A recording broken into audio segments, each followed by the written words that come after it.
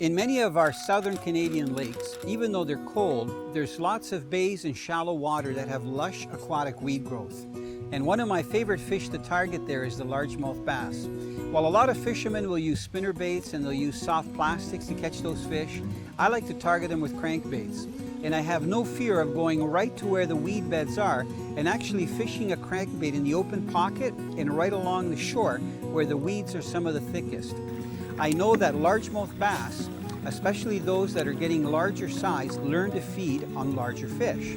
And because of that, they'll actually leave those weedy areas and venture out into a little bit deeper water to grab a meal of a larger panfish or even a larger bait fish, and then go back into those weeds. Now you're probably wondering, how do you get those fish to come out, or how do you fish your crankbait?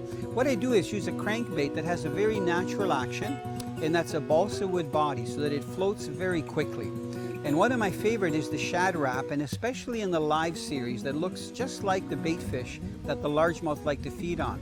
So what I do is start by casting to the weeds that are very close to shore, and I'll cast where I see an open pocket, and then I'll work that Shad Rap so that it dives down only about 2 or 3 inches below the surface. And as the water gradually gets deeper, I'll crank it a little bit deeper and it'll dive down to 4, 5, even 7 feet.